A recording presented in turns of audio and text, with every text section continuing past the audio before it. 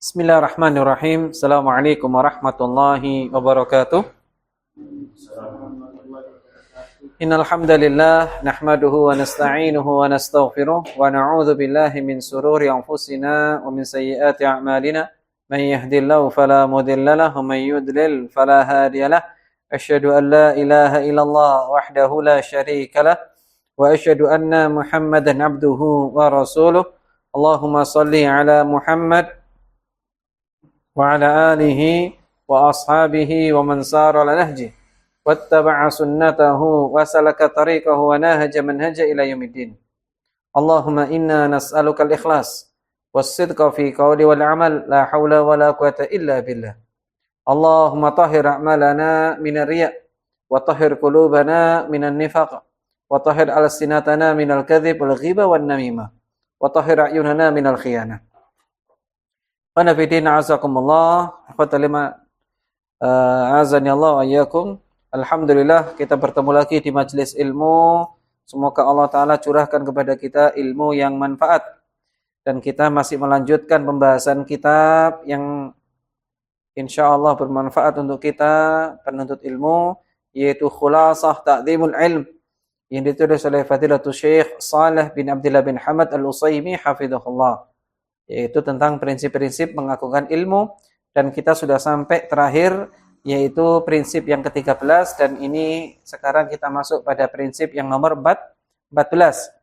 Qala Syekhul Musannif, semoga Allah Ta'ala memuliakannya, mengangkat derajatnya dan membahagiakannya di dua tempat, di dunia dan di akhirat. Amin ya rabbal alamin. Al-Ma'qidur Rabi' Asyar, prinsip yang nomor 14, yaitu apa? Ikramu ahlil ilmi wa tauqiruhum. Betul? Prinsip ke-14, memuliakan ahli ilmu dan menghormatinya. Nah, poin ini di prinsip yang ke-14 ini mengajarkan kepada kita. Kita ini termasuk orang yang mengagungkan ilmu kalau kita mengagungkan pemilik ilmu, pengemban ilmu. Itu berarti kita memuliakan ilmu. Seorang mahasiswa ketika dia belajar, dia itu dikatakan memuliakan ilmu, maka dia harus memuliakan siapa yang ngajari dia ilmu, betul nggak? Secara logika. Apalagi ini adalah ilmu agama. Maka sudah menjadi sesuatu yang lumrah dan sesuatu yang mesti terjadi atau mesti dilakukan, yaitu apa? Memuliakan ilmu dan ahli ilmu. Siapapun yang memiliki ilmu ya kita harus muliakan. Dalam bab ini adalah guru-guru kita. Kenapa seperti itu? Nah, disebutkan di sini inna fadlal ulama azimun wa mansibahum mansibul jalil li'annahum aba'ur ruh wa fasyaihu abul lirruh atau abul lirruhi kama annal walid abul lil jasad fal'i'tirafu bi fadlil muallimin haqqun wajibun. Betul? Keutamaan ulama sangatlah agung, kedudukan mereka teramat mulia, sebab mereka adalah orang tua rohani. Guru adalah ayah rohani seseorang, sedangkan orang tua adalah ayah biologisnya. Mengakui keutamaan para guru adalah sebuah kewajiban. Nah, jadi ulama itu memiliki keagungan, kemuliaan. Tapi sebagian orang tidak memahami ini. Dianggap ulama itu podo mbek dosen, podo mbek tukang cukur, podo mbek manajer. Beda. Ulama itu punya keagungan dan punya keutamaan. Kenapa? Disebutkan di sini li'annahum aba'ur ruh. Karena para ulama itu adalah siapa? Nah, orang tua kita secara rohani. Jadi di sini dibahas bahwa kata penulis bahwa sesungguhnya orang tua kita yang melahirkan kita itu ada dua. Yang pertama siapa? Yaitu orang tua badan, orang tua jasad.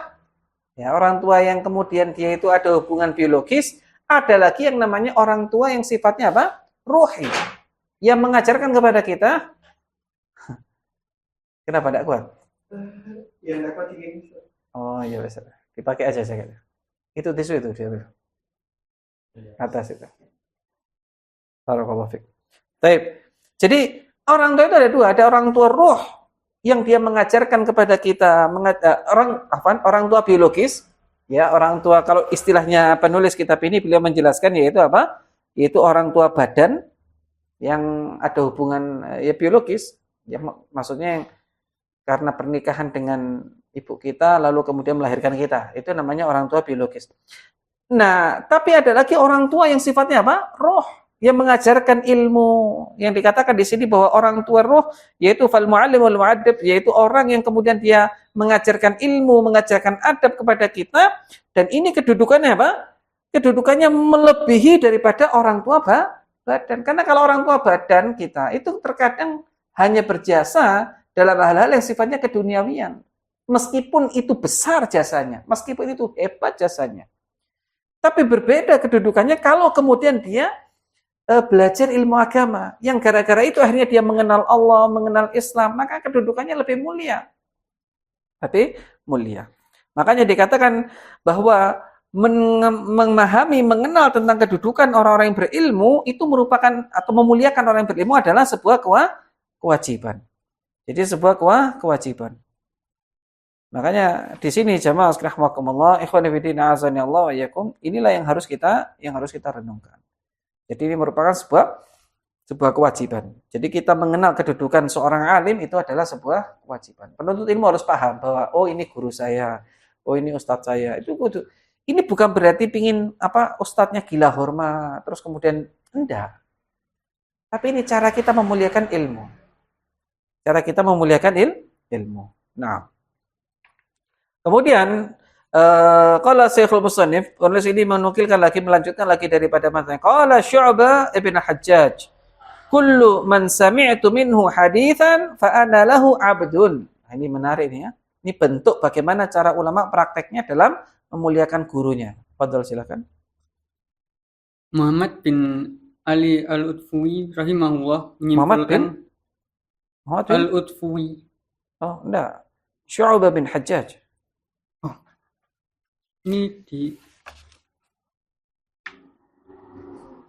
artinya Syu'bah bin Hajjaj.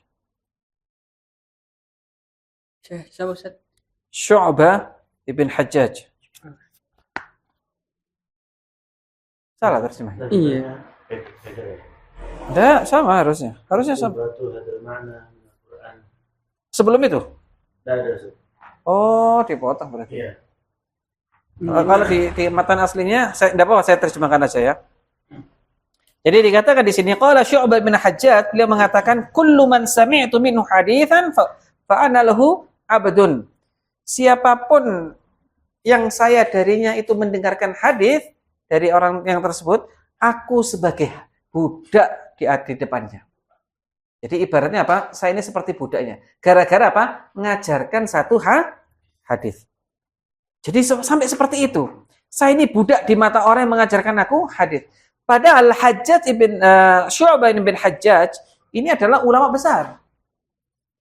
Jadi Ulama besar.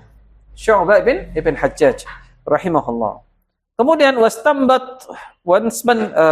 wastanbata hadzal ma'na min al-Qur'ani, yaitu Muhammad ibn Ali al-Adufi.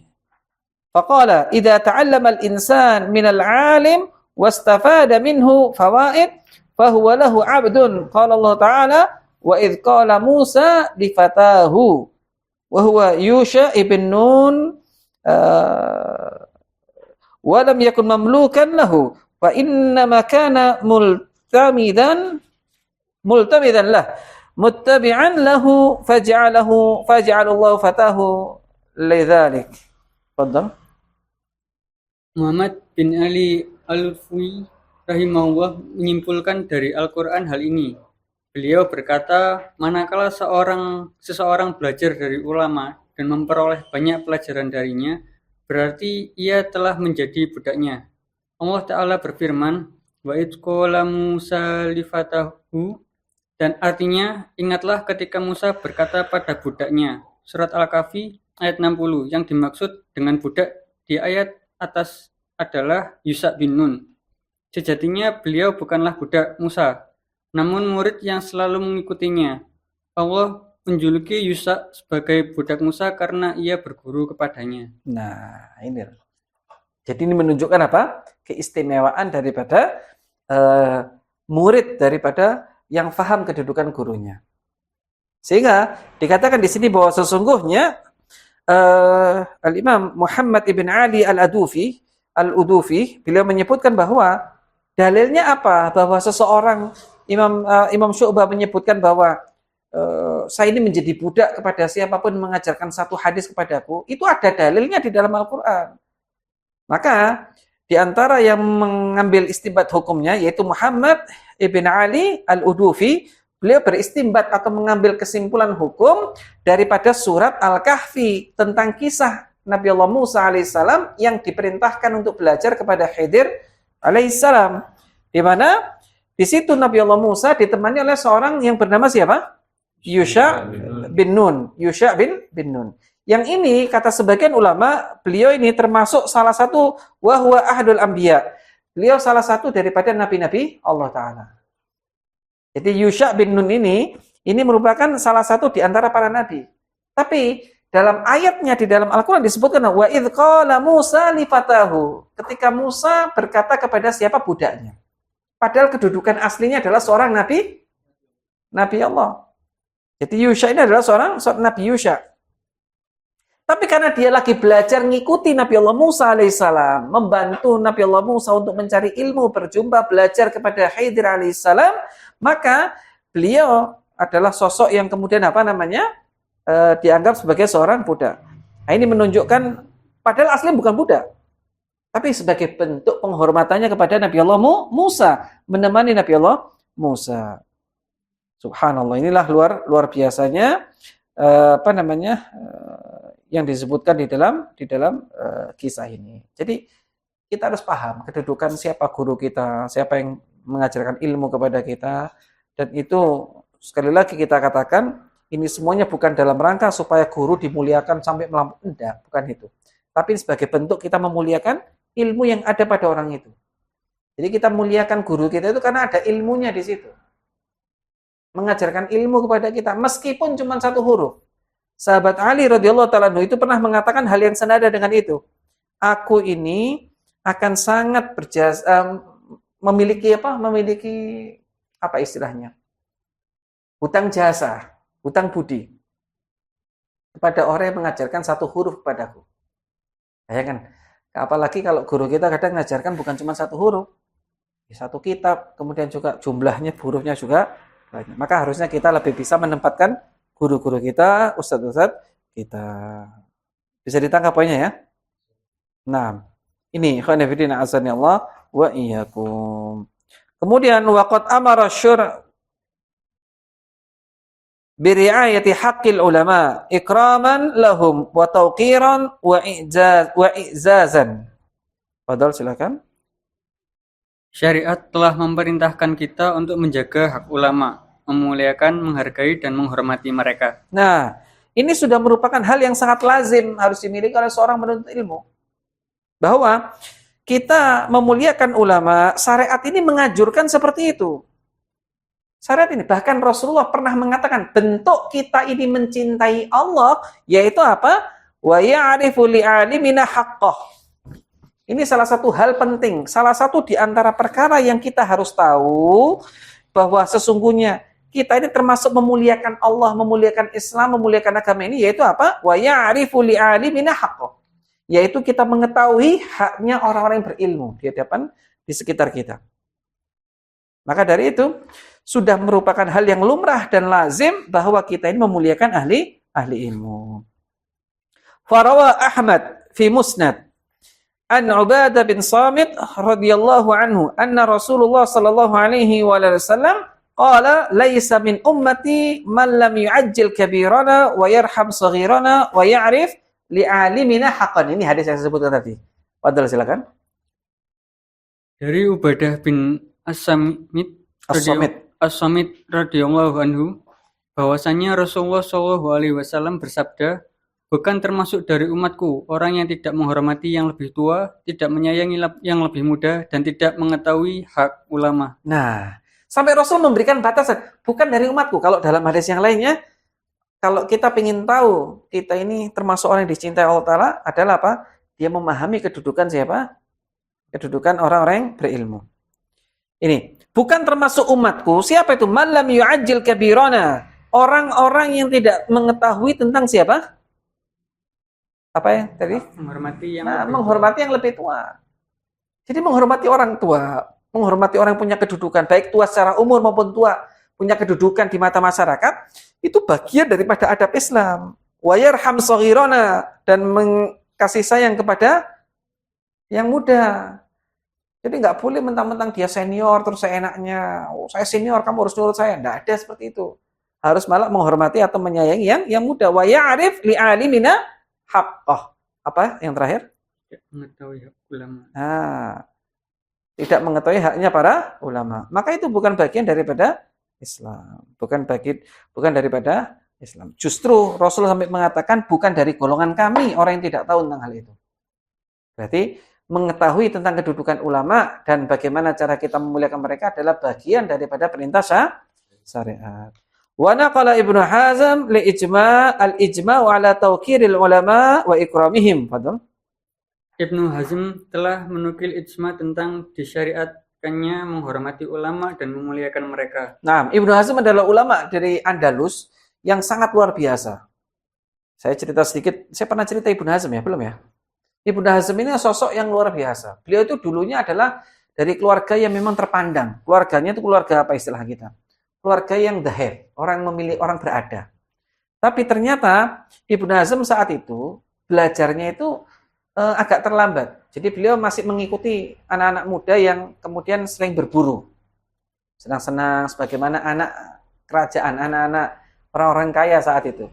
Dia termasuk daripada keluarga kerajaan di Andalus. Maksudnya masih dekat dengan penguasa yang keluarganya itu bukan keluarga yang jauh daripada jabatan-jabatan tinggi, tapi keluarga yang memang punya jabatan kedudukan. Tapi Ibnu Hazm satu ketika pernah beliau itu masuk ke dalam masjid. Saat itu sholat asar, terus kemudian apa? Langsung duduk. Kata takmirnya, Anda ini tidak punya adab. Harusnya kalau masuk masjid itu apa? Harus sholat sunnah tahiyatul masjid. Waduh, di sini ini takmir masjid. Padahal dia merasa saya ini keluarga yang terhormat, tapi kok di sini ini malah takmir. Kalau bahasa mudahnya kira-kira begitu. Lalu kemudian setelah selesai sholat asar, nah mumpung durung di sini ini, aku tak sembahyang sunnah dhisik. Sholat sunnah akhirnya. Tambah di Senin lagi. Kamu udah tahu kalau ternyata sholat asar itu tidak ada sunnahnya, ba'diyahnya. Maka kemudian sejak itulah Ibnu Hazm mengatakan, demi Allah aku akan belajar sekarang, nggak mau lagi jadi orang bodoh. Maka sejak itu dia fokus, beliau menjadi ulama besar sampai menjadi penulis yang sangat produktif. Nah, beliau termasuk yang membangkitkan Andalus. Di saat Andalus sudah mulai mengalami masa-masa penurunan. Jadi Andalus itu mengalami fase hebatnya ketika Tariq bin Ziyad menaklukkannya kan gitu kan. Membuka Andalus pada tahun 100 Hijriah. Jadi pada tahun 100 Hijriah. Nah, setelah itu kemudian Andalus bertahan, lalu kemudian jatuh, lalu kemudian dibangkitkan lagi oleh 3 ulama besar. Yang pertama adalah Abdul Walid Al-Baji, yang kedua adalah Ibnu Hazm, dan yang ketiga adalah Ibnu Abdul Bar. 3 ulama inilah yang kemudian menasihati penguasa-penguasa yang saat itu Andalus sudah mulai terpecah-pecah menjadi kerajaan-kerajaan kecil. Disatukan lagi sampai kemudian bisa mengalahkan musuh yang ada pada saat itu, kemudian bertahan sampai 400 tahun berikutnya. Yang akhirnya nanti juga jatuh di tangan Ratu Elizabeth. Baik, saya tidak akan bahas sejarah. Teman sekedar Anda supaya tahu bahwa Ibnu Hazm menjadi ulama yang sangat produktif, punya fase yang dulunya adalah orang-orang yang mungkin di luar jauh daripada ilmu. Ternyata setelah konsen serius, kemudian dia mendapatkan kedudukan yang sangat tinggi. Beliau punya kitab namanya Al-Ijma', kumpulkan seluruh ijma'nya ulama. Ijma' daripada syariat kita, yang orang sepakat, ulama sepakat semuanya bahwa ini sudah hal yang ijma', tidak boleh diingkari. Kalau sudah ijma', ada orang menyelisih ijma', maka pasti sesat. Tidak boleh ragu. Jadi kalau ada orang yang sudah kemudian dia itu menyelisih ijma', itu mesti menyimpang. Mesti menyimpang. Tapi ijma' yang sudah disepakati loh ya. Contohnya apa? Seperti rukun Islam. Itu kan sudah disepakati. Seluruh ulama ijma' sepakat. Tapi kalau masih ada khilaf, apalagi khilafnya itu mu'tabar, berarti dia bukan perkara ijma'. Paham gak? Baik ya. Nah, beliau sebutkan bahwa termasuk salah satu yang termasuk ijma' ulama semuanya sepakat, yaitu apa? Disebutkan di sini ala tauqiril ulama wa ikramihim, yaitu memuliakan ulama dan memuliakan kedudukannya dan derajatnya para ulama. Naam. Faminal adabil lazim li syaikhi 'alin 'ala al-muta'allim mimma yadkhulu tahta hadzal asl at-tawadu' lahu wal iqbalu 'alaihi wa adamul iltifat 'anhu wa mura'atu adabil hadits ma'ahu wa idza haddatha 'anhu 'azzamahu min ghairi 'ulu bal yunziluhu manzilatah li'alla yashi'anu atau yashina li'alla yashina min haitsu arada ayyamud atau ayyamadda ad-damah ayyamdah wal yashkur ta'limahu wa yad'u lahu wa la yudhhiri al-istighna anhu wa la yu'dhihi biqaulin aw fi'lin wal yatalattaf na'am fi tanbihi ala khati'ati idza waqa'at minhu zallah. Fadhal, silakan. Di antara adab yang harus ditunaikan murid kepada gurunya, bersikap tawadu, memperhatikan pelajarannya. Nah, satu-satu ya. Kita berhenti tengah-tengah. Fadhal, yang pertama apa? Bersikap tawadu. Tawadu. Jadi termasuk di hadapan di antara adabnya siapa ini? Murid. Adab murid kepada siapa? Gurunya. Pada gurunya, yaitu apa? Bersikap tawadu kepada gurunya. Jadi bersikap tawadu, tidak boleh angkuh, tidak boleh sombong, meskipun boleh jadi murid itu kadang lebih pintar daripada gurunya. Iya apa enggak? Mungkin enggak seorang murid lebih pintar daripada gurunya? Mungkin, sangat mungkin, dan banyak terjadi di kalangan para ulama. Jadi sangat mungkin bahwa apa? Murid itu lebih pintar daripada gurunya. Lalu kemudian setelah itu apa? Wal iqbalu alaihi. Terus kemudian yang kedua? Memperhatikan pelajarannya. Nah, diperhatikan dengan baik. Tidak boleh kemudian kita itu apa? Ngelamun, kemudian juga nggak fokus. Itu bukan ciri seorang penuntut ilmu yang baik. Wa adamul iltifati anhu. Padahal tidak tengok-tengok dan menjaga adab berbicara di hadapannya. Nah, sebentar. Tidak tengok-tengok dulu. Tidak tolak-tolak. Pengajian kok noleh kono. Ono cecek lewat lho. Ono kene. Nah, itu bukan adab yang baik bagi seorang penuntut ilmu. Tidak boleh kita seperti itu. Lalu kemudian setelah itu apa? Yaitu wa mura'atu adabil hadithi ma'ahu, yaitu menjaga adab ketika berbicara. Gak oleh sembarangan. Nyeluk gurune atau nyeluk ustadz saenake dhewe gak oleh. Ono apa ndak ini? Hah? Aku manggilnya Abi. Hah? Aku manggilnya Abi. Enggak apa-apa kalau misalkan sudah sampai pada kategori akrab tidak ada masalah. Cuman kadang ada yang manggilnya itu kalau bahasa kita jambal saenake dhewe gitu. Mosok gurunya gitu, enggak boleh. Meskipun yang jadi guru kita teman kita, gak oleh. Kan kadang di antara teman ada yang pintar kemudian memberikan ilmu sama kita, ya kita harus menghormati. Panggil aja ustadz atau bagaimana atau akhi, pokoknya yang sopan, yang adab. Meskipun tidak boleh melampaui batas. Kemudian wa idza haddatsa anhu 'azzamahu min ghairi ghulu. Nah, ini menarik, padahal bila membicarakan beliau, maka harus dengan penuh penghormatan tanpa berlebihan. Nah, jadi kalau menceritakan gurunya, boleh diceritakan manakibnya. Manakib itu keutamaan-keutamanya boleh. Tapi nggak boleh hulu. Apalagi sampai ngarang-ngarang cerita, nggak oleh. Wah, nah isi ngajari anak. Lek pengajian Rabu pada Isya ini, wah iso ngawang, gak usah. Nggak boleh seperti itu, melampaui batas itu. Orang kita masih beli bensin dan lain sebagainya kan gitu. Ya pada, paham nggak kira-kira tuh? Nah ini nggak boleh hulu seperti itu, nggak boleh. Bal yunziluhu manzilatah, Fadal. Yaitu dengan memposisikan beliau sesuai kedudukannya. Nah, sesuai kedudukannya. Ini pantasnya guru, ini dimuliakan sebatas itu. Tidak boleh melampaui batas. Li'alla yashina, Fadal. Supaya tidak merendahkan beliau. Min haitsu arada ayyamdaha. Dengan cara yang disangka menyanjungnya. Nah, iki loh. Supaya jangan sampai kita merendahkan guru kita dengan cara menyanjungnya. Ketokane muji asli malah menjatuhkan kehormatan guru dengan cara begitu, enggak boleh. Paham enggak antum maksudnya? Ketokane memuji kan? Wah, iki ngawang guru anak kalau datang ke pengajian ngawang langsung tokok pengajian. Padahal tidak seperti itu faktanya. Maka apa? Seperti ini kelihatan muji-muji gurunya, tapi aslinya tidak seperti itu. Aslinya nggak begitu. Maka itu termasuk apa? Menghina secara tidak langsung. Apalagi misal guru kita tidak begitu fasih, tidak begitu apa? Bukan tidak begitu fasih. Label. Ya misalkan seperti itu. Terus kemudian kita muji-muji berlebihan sampai oleh, padahal tidak seperti itu aslinya, maka tidak boleh. Ya proporsional lah kalau bahasa kita. Kalau memang ada keutamaan yang kita sampaikan dan tidak usah berlebihan, tidak usah melampaui batas. Nah, wal yashkur ta'limahu wa yad'u lahu. Padahal Hendaklah berterima kasih atas pengajaran beliau, terus, serta senantiasa mendoakannya. nah ini penting ini. Bersyukur, terima kasih, jazakallah khair, sudah diajarkan ilmu, makasih, jazakallah khair. Kemudian yang lebih penting apa? Mendoakan gurunya. Ini penting, ikhwan. Guru punya tanggung jawab moral mendoakan muridnya, iya. Tapi murid juga tidak boleh lepas mendoakan gurunya. Apa yang perlu didoakan? Kalau salafus soleh, itu mereka berdoa kepada Allah Ta'ala agar tidak tampak aib gurunya di matanya. Karena biasanya, kalau kelihatan aib gurunya itu apa? Gak gelem ngaji, mana? Iya, pada?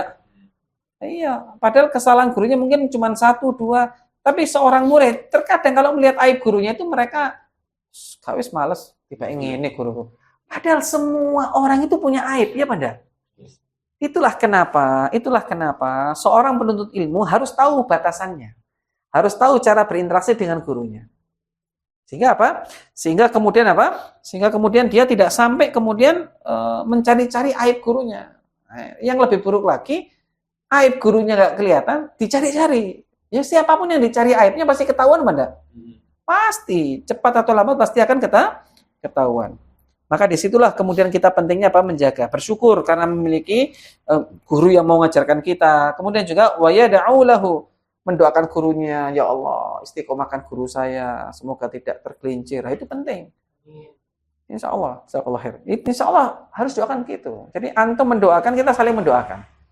Jadi jangan sampai nanti, oh saya gak butuh doa dari murid. Enggak, justru boleh jadi guru itu bisa istiqomah ya gara-gara doanya muridnya.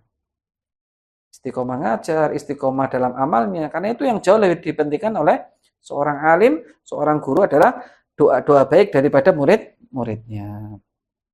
Wala yudhiri al-istighna'a anhu. Fadal? Tidak menampakkan kepada beliau perasaan tak butuh. Nah, gak oleh merasa gak butuh nang gurunya, gak oleh. Segini tok, gampang, gak usah wis. Nah, itu gak boleh. Wala yu'dhihi biqaulin aw fi'lin. Tidak menyakitinya baik dengan ucapan maupun perbuatan. Tidak boleh menyakiti dengan ucapan maupun perbuatan. Wal yatalattaf fi tanbihihi ala khati'ihi atau khata'ihi ala khata'ihi idza waqa'at minhu zallah. Padahal Jika beliau keliru, maka mengingatkannya dengan penuh kesantunan. nah, lek ono gurune salah, gak oleh kemudian mengkritiknya itu melampaui batas, gak pantas. Di sosial media itu sekarang gampang, kalau ustadznya keliru langsung dihabisi dari ujung rambut sampai ujung kaki. Maka tidak benar seperti itu. Siapapun yang mau dicari aibnya pasti ketemu. Tapi kalau ada ketergelinciran guru, maka nasihati dengan cara yang terbaik. Kalau antum melihat ada gurunya, anak misalkan salah, ya udah diingatkan dengan cara yang terbaik. Tidak boleh dengan cara-cara yang tidak baik. Wa mimma tunasibu isyarah ilaihi huna biikhtisari wajiz ma'rifatul wajib izaa zallatil alim wa huwa sittatu umur. Fadhal. Secara ringkas ada 6 poin yang harus diperhatikan dalam menyikapi kekeliruan ulama. Ada 6 cara nih. Misalnya kalau kita menjumpai, antum kan kadang berjumpa ya, ada seorang alim, kok tiba-tiba fatwanya gini ya. Nah, ada cara nih menyikapinya. Gak langsung mengatakan dengan dangkalnya ilmu kita, dengan lemahnya ilmu kita, langsung kita vonis, wah itu ustadz ngawur. Ini boleh melenceng dari jalan yang benar. Gak boleh ngomong gitu. Karena boleh jadi ilmu kita tidak sampai kepada perkara itu. Coba kita lihat bagaimana adabnya. Al-awwal at-tathabbut fi suduri zallatil minhu. Fadal. Pertama, memastikan berita bahwa beliau benar-benar melakukan hal tersebut. Nah, dipastikan dulu. Ojo jari ini Ustadz saya itu ini. Jari ini. Ternyata nggak seperti itu, tidak boleh. Ini, jadi memastikan tentang berita yang dia dengar. Itu pun dilihat maslahatnya. Lek kira-kira itu nggak penting banget, gak usah lah apa diurusi. Nggak penting-penting banget, kita nggak perlu tahu banyak hal daripada urusan yang menimpa atau sedang dialami oleh guru kita. Kecuali ada urusan yang berkaitan dengan kemaslahatan guru kita. Kemudian yang kedua, yaitu apa? Wathani at-tathabbut fi kauniha khata'an. Wa hadhi wadhifatul ulama ar-rasihin fayus'aluna anha. Betul? Kedua, memastikan apakah perbuatan tersebut betul-betul keliru. Ini adalah tugas para ulama yang mumpuni, ditanyakan kepada mereka. Jadi kudu awake dhewe penuntut ilmu. Ada ustadz misalkan, mungkin ya namanya manusia tergelincir, sebutlah dia salah. Memang benar-benar salah dia. Maka itu tugasnya para ulama, bukan tugas kita penuntut ilmu. Gak usah melo-melo komentar. Gak usah kita ikut-ikutan berkomentar. Karena itu nanti akan menambah keruh masalah. Kita nggak tahu duduk perkaranya, kita nggak tahu tentang bagaimana hakikatnya, tapi ternyata apa? Langsung mengikuti berkomentar. Paham nggak kira-kira? Paham nggak ini? Nah, watsalits tarku ittiba'ihi fiha. Padahal ketiga, tidak mengikuti kesalahan ulama tersebut. Nah, kalaupun ada yang salah ya udah. Mungkin karena ijtihadnya yang kurang pas atau bagaimana, ya sudah kita nggak boleh ngikut. Kemudian yang keempat, al-iltimas udhr lahu bi ta'wilin sa'i'. Nah, sa'ir. Padahal silakan. Keempat, mencarikan alasan yang wajar guna memaklumi kesalahan tersebut. Nah, golek alasan khusnudon. Oh, barangkali guru saya itu berfatwa begitu, punya ilmu yang saya belum baca kitabnya. Ada pendapat ulama yang saya tidak ngerti. Mungkin enggak itu? Dan sangat terjadi apa enggak? Sangat sering terjadi. Setelah ketemu dengan gurunya, di cross-check ternyata apa? Gurunya mengatakan, diambilkan bukunya. Kilo kitabnya ono. Oh, tiba-tiba ono Ustaz. Ada. Paham kira-kira ya? Disitulah pentingnya kita bersikap hati-hati. Kemudian, wal khamis, badlun nushi lahu bilutfin wa sirrin. La bi'unfin wa tashhirin. Nah, ini menarik ini. Kelima, berusaha menasihati beliau dengan halus dan rahasia, bukan dengan celaan apalagi di depan umum. Nah, gak oleh nasihati guru kita dengan cara terang-terangan di depan umum. Supaya kelihatan hebat, supaya kelihatan kita ini, mengkritik Ustadz Fulan, mengkritik ulama Fulan. Justru malah kelihatannya semakin lucu. Lagi sopo, Anda ini siapa kok mengkritik ulama? Kan gitu. Maka apa? Kalaupun kita harus menasihatikan, lakukan dengan cara yang terbaik di tempat rahasia. Gak usah di depan murid lain-lain. Gak usah sok-sokan di depan murid lain supaya kelihatan hebat, bisa ngalahkan gurunya. Untuk apa? Gak ada manfaatnya. Ya pada? Tidak ada manfaatnya. La bi'unfin wa tashhirin. Dan gak boleh melecehkan juga. Merendahkan, meremehkan, gak boleh. Paham ya kira-kira ya? Nah ini. Kemudian wasadis, hifdzul janabihi fala tuhdaru karamatuhu fi qulubil muslimin. Nah, ini menarik. Padahal. Dan yang keenam, tetap menjaga reputasi beliau, kehormatannya tidak boleh dirusak dari hati kaum muslimin. Nah, apalagi sudah punya pengikut banyak gurunya. Guru kita punya banyak. Tiba-tiba tergelincir. Tidak boleh. Akhirnya apa? Kaum muslimin merasa jauh dari dirinya. Padahal boleh jadi apa? Kesalahan itu adalah kesalahan yang mungkin kita tidak tahu dalilnya. Menurut kita salah, ternyata menurut syariat benar. Iya, Banda. Kan banyak orang nggak ngerti, sok-sokan mengatakan salah, oh ini keliru ini menyimpang. Ternyata apa? Ada ulama yang berpendapat boleh. Bingung dia loh. Iya, Anda referensinya kurang banyak. Itu masalahnya. Sehingga gara-gara dia menjatuhkan, meremehkan apa kehormatan ulama itu jadi terhina di dalam pandangan orang. Nah ini. Kemudian berikutnya, Fadol. Terkait masalah penghormatan terhadap ulama, ada hal yang perlu dihindari, yaitu sesuatu yang terlihat sebagai penghargaan namun sebenarnya berujung pada penghinaan dan pelecehan. Contohnya, berdesa-desaan di sekitar ulama hingga menyulitkannya dan mengakibatkan beliau terpaksa mengambil jalan yang susah. Nah, ini sebagian tempat kan melakukan ini kan, berlebih-lebihan sampai akhirnya apa? Ulama sendiri kerepotan sendiri. Karena kadang dikerubuti sekian banyak orang, nggak nyaman. Baru mau makan di restoran, orang pada minta fatwa gini. Harus tahu kita tempatnya di mana. Harus tahu kita tempatnya di mana. Sehingga tidak menyulitkan guru-guru kita, ustaz-ustaz kita, ulama-ulama kita. Wallahu ta'ala alam, mungkin itu yang bisa disampaikan tentang kedudukan, tentang memuliakan para ulama. Semoga Allah Ta'ala menjadikan kita orang-orang yang senantiasa menghormati guru-guru kita, dan guru-guru kita semuanya dijaga oleh Allah Ta'ala di atas Islam dan Sunnah, dan kita semuanya diwafatkan dalam keadaan husnul khotimah insyaallah. Barakallahu fikum. Assalamualaikum warahmatullahi wabarakatuh. Waalaikumsalam warahmatullahi wabarakatuh. Yes, betul.